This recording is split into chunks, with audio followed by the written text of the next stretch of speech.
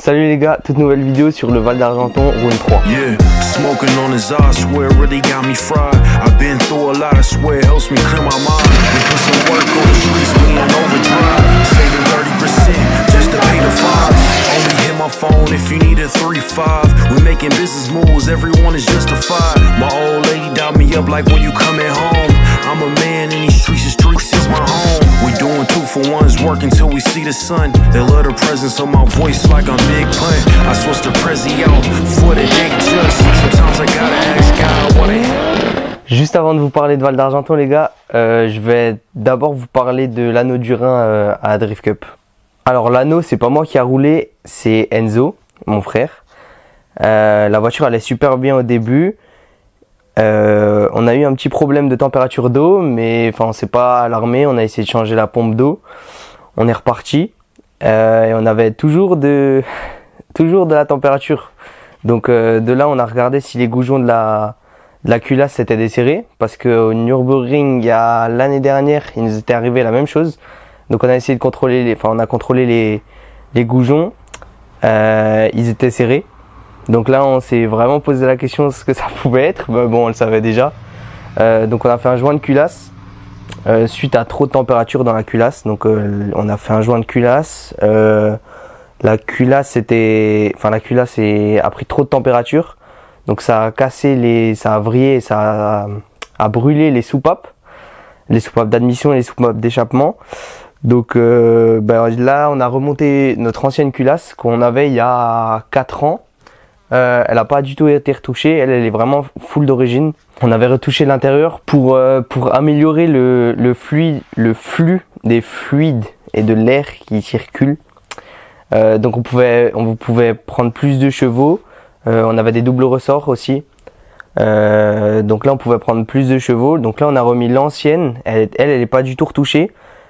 On a sorti moins de chevaux. On est allé au banc du coup. On a sorti moins de chevaux. On a sorti moins de newton. Mais on a préféré jouer cette sûreté là, de se dire voilà, on a un truc d'origine qui est fiable, qui marche. On aura un peu moins de chevaux, un peu moins de newton, mais c'est pas grave. En vrai c'est un petit circuit. Donc pour le Val d'Argenton, j'ai roulé avec moins de chevaux qu'avant et moins de newton qu'avant.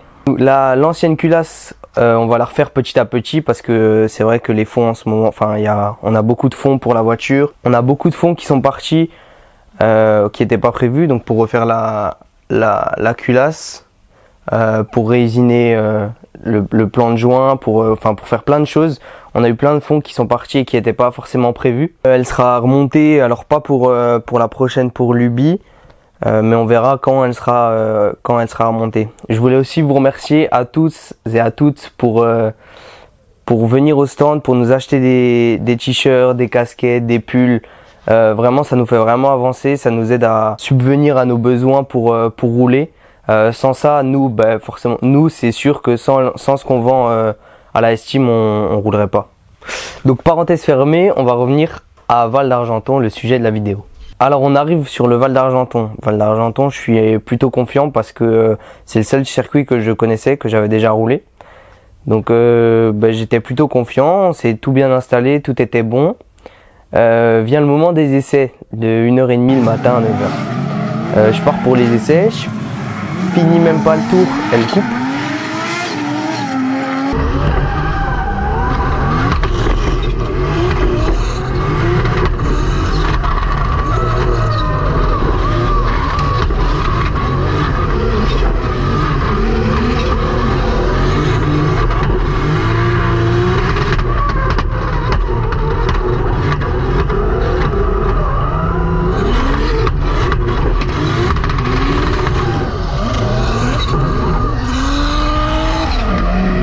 Donc j'essaye une deuxième fois avec une autre carto. Donc j'avais une grosse carto, je mets la petite pour voir si c'est un défaut de carto. Je refais, ça recoupe. Je repars, j'essaye l'anti-lag, j'essaye sans, j'essaye plein de choses pour voir qu'est-ce qui pourrait causer le problème, pardon. Et du coup on trouve pas, on appelle le mappeur, on trouve pas. Et lui nous dit que c'est un problème, que le calculateur s'éteint. Donc là, nous, on réfléchit, on regarde, on a tout recontrôlé sur le système électrique et on s'est rendu compte qu'il y a une masse qui était desserrée la masse du calculateur du coup sur le collecteur, pardon, entre le collecteur, enfin sur le collecteur et qui vient sur la culasse. Donc on a changé de place, on l'a mis sur la culasse parce que sur les Q-Master ils disent que c'est super important d'avoir cette masse justement sur la culasse. Donc on a rechangé ça, on l'a bien serré. Je suis reparti l'après-midi à 14 h, j'avais 30 minutes de warm-up. J'ai fait 3-4 passages et franchement c'était la patate. La voiture elle marchait, alors elle avait un peu moins de chevaux, je le sentais, mais sur un circuit comme ça c'était pas grave. En plus j'ai roulé en petit carto, donc petit carto on doit avoir 650 chevaux. Donc ça c'était comme l'année dernière quand Enzo a roulé. Ça m'a permis de retrouver un peu la puissance que j'avais avant quand j'ai commencé. Donc après les warm-up, on est directement passé au top 32 avec très peu de roulage pour ma part, comparé aux autres. Eux ils avaient en moyenne une vingtaine de passages et moi j'en avais 4. Mais bon on y est allé, on s'est battu contre Brian Roman, un de mes super potes. Franchement c'est un de mes meilleurs potes sur le drift. Enfin je roule souvent avec lui sur Simu, on a fait des compètes ensemble. Franchement ça m'a fait plaisir de rouler avec lui. À partir, allez Elio, allez Elio. On anticipe pour Brian Roman, mais même un peu plus. Allez c'est parti. Elio Suras qui déclenche. Et regardez derrière Brian Roman qui tente tout de suite de revenir, qui mord peut-être un petit peu trop de livreur, qui se fait un petit peu déstabiliser. Elio Suras devant qui tente lui de s'échapper en tant que leader. Regardez ici Brian Roman derrière qui tente de revenir, ça met de l'angle, ça met pas mal d'angle, il tente de se synchroniser Brian Roman, il y parvient, j'ai bien l'impression, pas mal de fumée ici, et regardez ça y est il est collé Brian Roman, et sur la finish line il est devant lui presque, incroyable sur la finish, qui est très haut, allez ça y est c'est parti, et là ça part bien tous les deux, et c'est leur deuxième run. Allez Brian, allez Elio, c'est parti. Et là aussi il est déjà assez proche de lui, attention à ne pas aller trop au large, il parvient à revenir, Brian devant en tant que leader qui là ne mange pas trop de livreur cette fois-ci. Il va tenter de le distancer, il y parvient légèrement à l'amorce de la partie sinueuse. Et le Suras derrière qui prend un petit peu de largeur. Oh attention non, qu'est-ce qui s'est passé? Est-ce que Brian Roman est presque parti à la fin? Il continue jusqu'au bout, mais c'est quoi? Mais il termine, attention non le contact. Oh là là cette finale. C'est très bête ça. Il a eu un problème de cadence sur la toute fin. Juste avant la ligne, la voiture elle s'est remise droite, donc moi je l'ai un peu tapé. Moi c'est de la fibre, ça a bougé, ça a rien endommagé. Mais franchement je suis déçu pour lui parce que du coup on n'a pas eu cette battle de se dire qui roule le mieux, tu vois. J'ai un peu gagné j'ai gagné parce qu'il a cassé. Sinon je sais pas qui aurait gagné. Franchement j'en ai aucune idée, mais là vu qu'il a cassé j'ai gagné. Je suis passé le top 32. Encore félicitations à toi gros. Franchement on remet ça quand tu veux. Après le top 32, il y avait la gridwalk. Le gridwalk, c'est un endroit où, on se positionne sur la piste. Tous les pilotes se positionnent sur la piste et vous, spectateurs, vous pouvez venir nous voir. C'est vraiment un truc que j'adore le gridwalk parce que je vous rencontre tous. Je vois pour qui je roule en fait, parce que je roule pour moi, je roule pour ma team. Mais sans vous, justement, il y aurait pas tout ça. Donc je me rends compte vraiment à quel point vous êtes extraordinaire. Les spectateurs et l'ambiance du drift, c'est vraiment quelque chose d'extraordinaire et franchement ça me passionne tout le temps de vous voir et de vous rencontrer, de parler avec vous. C'est vraiment un super moment. Ensuite le lendemain, warm-up de nouveau de 30 minutes, cette fois sur le mouillé, c'était vraiment complètement mouillé. Là j'ai essayé vraiment de rouler un maximum parce que j'avais pas beaucoup de roulage comparé aux autres. Donc j'ai dû faire 6-7 passages, ce qui est beaucoup en 30 minutes. Je suis pas sorti, je suis sorti tout à la fin parce que j'avais plus d'essence. Donc franchement c'était cool, j'ai roulé avec plein de monde. J'ai vu comment la voiture se comportait sur ce circuit sur le mouillé. C'était quelque chose que je devais voir pour comprendre les limites de la voiture quand c'est mouillé. Étant donné que le top 16, top 8 et top 4, la piste était encore mouillée. Donc vraiment j'ai cherché mes limites sur le warm-up. Quitte à spin, j'ai spin une fois. Ouais, ça m'arrive de spin. Ça m'a fait bizarre, mais je vous jure que c'est quelque chose de bénéfique d'aller jusqu'aux limites de la voiture, jusqu'aux limites de mes compétences à moi, pour savoir jusqu'où je peux aller et jusqu'où faut que je me calme. Donc c'était vraiment super. Vient le top 16. Donc j'ai rencontré en top 16 Ricardo Ribeiro. J'avais déjà roulé contre lui justement aussi en top 16 à Cran-Ternois. où j'étais passé de peu parce qu'il y a eu un one more time. Veut l'affronter, veut l'éliminer, mais Elio veut s'échapper. Attention aux zones de regrip, attention, c'est le spectacle du CFD top 8 catégorie pro. Allez, ça y est, c'est parti. De proximité, hein, Ouais, cette battle déjà. vraiment très proche là pour le coup. Attention sur la transition ici. Et revenir justement maintenant dans la partie très restreinte entre les deux hommes. Ricardo Ribeiro en tant que suiveur qui tente de maintenir le plus de proximité, de faire de belles transitions et d'être le plus synchro possible. Et le Suras, regardez qui s'attelle à mettre de l'angle le plus possible. Ricardo Ribeiro face à Elio Suras pour aller peut-être défier justement Dylan Kenak dans le top 4. Allez, ça y est, c'est parti. Le Portugais qui déclenche et qui met un bel angle d'entrée. Elio Suras doit vraiment compenser et tenter de revenir le plus proche possible en sortie justement de la partie rapide. Ça y est, maintenant ils sont quasiment côte à côte. L'effet accordéon qui ne se fait pas trop ressentir justement. C'est l'effet Quelle belle attaque. Ça se resserre et justement regarde la tentative de léger dive bomb pour Elio Suras qui essaye de trouver de la proximité et il y parvient. Il n'a jamais été aussi proche. On n'est pas au contact mais vraiment la proximité de tous les instants sur la fin de ce tracé ici au Val.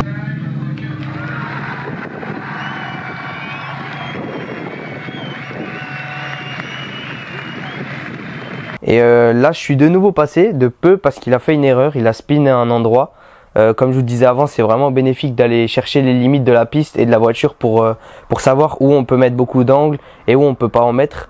Là, c'était une partie très grasse et malheureusement, il a fait une erreur. Donc, je suis passé en top 16. Ouais, salut l'équipe, c'est Corentin de RaceB. On est là pour soutenir Elio sur cette manche du Val d'Argenton. On va mettre les lunettes parce qu'il nous a ébloui aujourd'hui dans son top 16. Non mais en vrai, espérons, là il a refait un top 8, troisième manche d'affilée où il fait un top 8. On espère vraiment qu'il va passer le pas, mais en tout cas on est de tout cœur avec lui. Ça va le faire, on y croit, puis la saison fait que commencer, donc on va rattraper tout ça. Salut tout le monde, moi c'est Pauline. Non, en tout cas, on est super content d'être là ce week-end. Malgré le temps pourri ce matin, Elio, tu nous as régalé. On espère vraiment que tu vas tout donner cet après-midi. En tout cas, nous on est à fond derrière toi. Et donne tout. Appuie sur le champignon, donne tout. Ensuite, top 8 contre Fabien Tisserand. Franchement, c'est un super pilote aussi où j'ai pu m'entraîner sur croix avec lui sur le mouillé. C'était une belle battle. Cette fois, il n'y a pas eu de grosse erreur des deux côtés. Je l'ai vraiment gagné à la loyale. Lead to lead. Chase to chase, comme dirait étant leader. Et ça y est, il s'élance face à Fabien Tisserand qui lui hier a exulté sa joie après son premier passage en top 16 cette saison. Ça y est, c'est fait, le déclenchement a été donné et Elio Suras s'emploie à faire la plus belle ligne possible à l'intérieur. Regardez comment il est bien passé sur l'interzone. Bien ressortir, attention, forcément on est moins rapide. J'ai cru qu'on mettait les points finalement non, visiblement. Allez, ça y est, Elio Suras, il arrive maintenant dans la partie la plus technique. Regardez Fabien Tisserand derrière, qui tente de se rapprocher le plus possible et qui prend des risques. Il faut maintenant prendre des risques pour intégrer la dernière partie, la deuxième partie de ce tableau. Et sur la finish line, les deux hommes qui en... Puisque l'année dernière, on me rappelle, vous aviez encore la catégorie loisirs qui était présente. Ça y est, c'est parti pour le run de tour, mon très cher Lucas.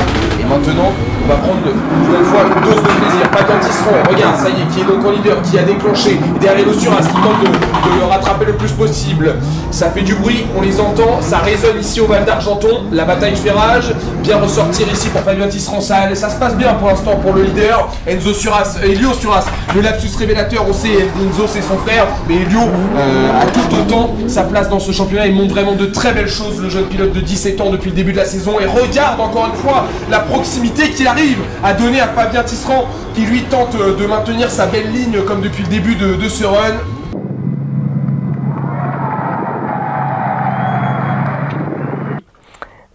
Du coup, je l'ai battu sans grosse erreur de sa part et sans grosse erreur de la mienne. Vient le top 4 où là la pression elle commence à monter, où je me dis là c'est soit tu vas même pas sur le podium, tu les regardes sur le podium, soit t'es troisième ou soit tu fais premier ou deuxième. Et ça c'était vraiment mon objectif de faire déjà un podium.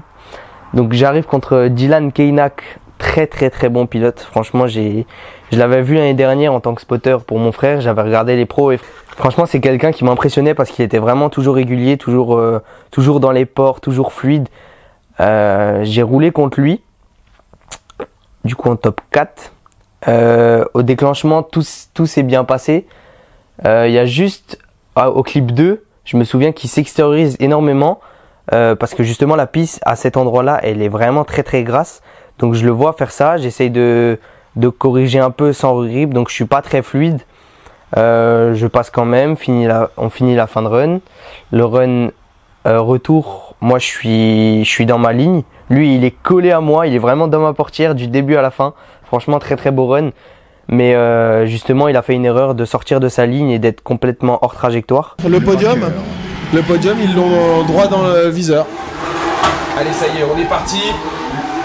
L'appel, le contre-appel est fait par Dylan Kenak et Elio Suras qui va tenter maintenant de se rapprocher de plus en plus. Le contact peut être à suivre d'ici quelques instants, sait-on jamais. Pour l'instant, il y a encore un peu de distance. Attention ici au débordement pour Dylan Kenak. Ça y est, il est là, Elio Suras. Il va lui mettre la pression. Et quelle vitesse emmenée. Ça y est, on est sur une piste sèche là maintenant pour les deux hommes. Dylan Kenak poussé jusqu'au bout. Elio Suras se coller le plus possible. Oh, c'est magnifique ce qu'il nous propose sur ce qui est en suiveur. C'est parti. Lequel des deux va aller en finale pour tenter d'aller décrocher la victoire ici au Val d'Argenton. Et Elio Suras en tant que leader qui le voit grossir de plus en plus proche de lui. Et même peut-être le contact de Dylan Kenak maintenant désormais. Elle est fait accordéon maintenant, il y a de la distance qui est en train de se créer entre les deux hommes. Faut revenir Dylan Kenak, faut revenir. Parce qu'Elio Suras il va pas l'attendre. Allez Elio. Allez Dylan, jusqu'au bout messieurs. Et sur la finish line, regarde sur la finish line, Mika, la transition, ils sont côte à côte, le spin, non, pas le spin.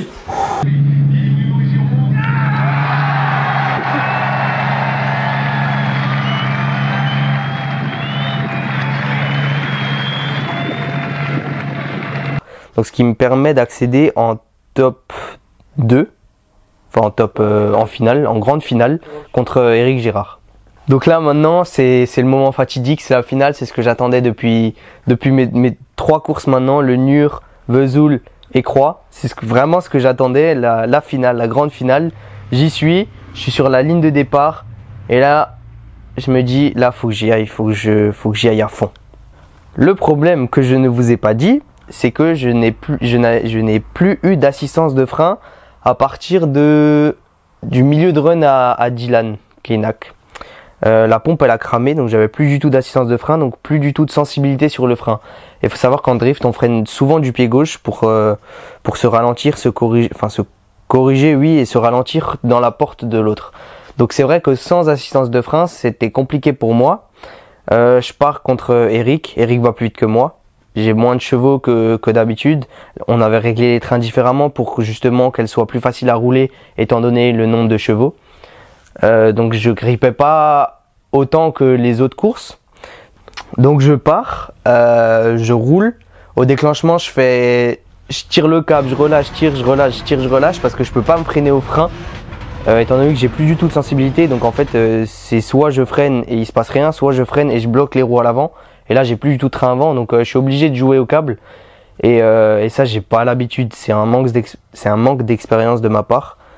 Fallait que je sois beaucoup plus près de lui dès le début parce qu'il allait très vite. Ça a pas loupé. Je vais être honnête avec vous, il m'a vraiment mis une cartouche, il m'a vraiment distancé de fou. J'ai essayé de couper un peu les trajectoires pour revenir. Je suis un peu revenu, mais pas autant que sur les runs passés avec mes autres concurrents.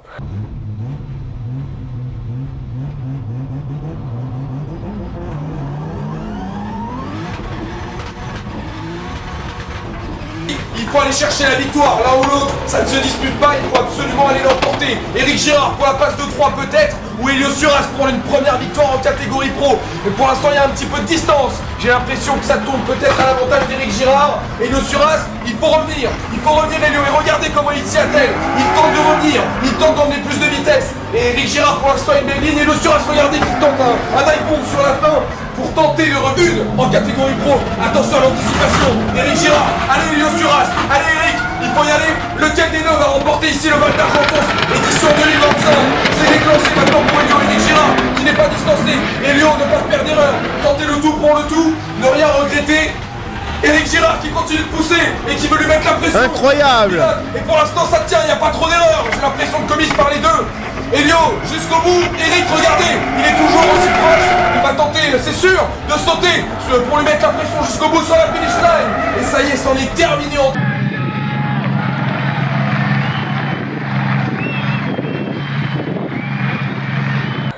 Franchement, très bien joué à Eric, il roule vraiment super bien. Bah, c'est le premier, ça fait 3 courses, 3 podiums, 3 premiers comme il m'a dit.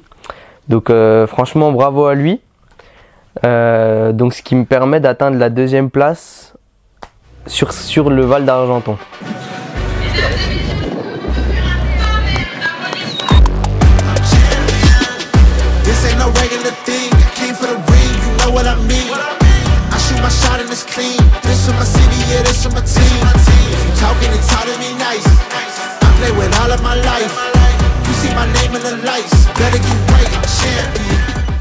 Donc je monte sur le podium à la 2e place. Franchement c'est comme l'année dernière en fait. L'année dernière je suis aussi monté sur la 2e place du podium en catégorie loisirs. Derrière Brian Roman justement. Donc c'était vraiment super, c'était quelque chose de super. Enfin, c'est vraiment là que j'ai réussi à rendre fier toute ma team, toute mon équipe et à remercier tout le public de nous avoir regardé du début à la fin, de nous avoir suivis, de nous avoir acheté des vêtements. Et je me rends compte aussi que je suis 2e du classement général, égalité avec David Meunier, qui m'avait battu en top 8 à Croix-en-Ternois d'ailleurs. Dû à un problème de boîte. Mais bon, ça c'est comme ça. Et ce que je vous ai surtout pas dit, c'est que après le top 32, avant le top 16, il y a la Red Team qui est venue me voir avec Jacob Sport pour m'annoncer que le premier de la catégorie rookie, donc les rookies c'est les nouveaux dans la catégorie, le premier de la catégorie rookie, il remportait, je sais pas si j'ai le droit de vous le dire donc je vais pas vous le dire, mais il remporte quelque chose par Jacob Sport.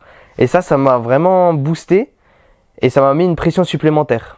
Dans le sens où ce que je vais gagner, si je suis premier des rookies, je vais l'offrir à mon frère. Donc c'est vraiment quelque chose qu'on a besoin pour avancer sur la suite de nos projets en drift. Donc je suis vraiment content, 2e en général, 2e sur le round 3 au Val d'Argenton.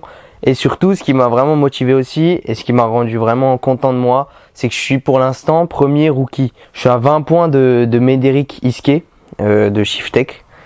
Donc ça va vraiment être une belle bataille pour les rookies, pour le podium général et pour les podiums des prochaines manches. Franchement, il y a un sacré niveau. Je suis vraiment content de participer à ce genre de championnat. C'est surtout que c'est un championnat de France. C'était vraiment un de mes rêves. Enfin, mon rêve ultime, c'est vraiment le Drift Master, mais ça, c'est encore très très loin. J'ai encore beaucoup à apprendre avant d'y arriver. Donc, je voulais tous vous remercier.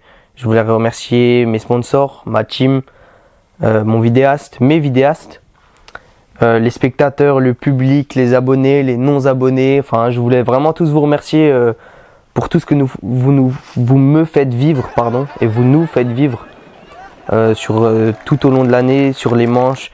En dehors des manches, quand vous nous écrivez sur Instagram, sur TikTok, sur Facebook, franchement c'est vraiment super gentil. Moi j'ai plus rien à rajouter. Je vous dis une bonne journée, une bonne soirée et à la prochaine.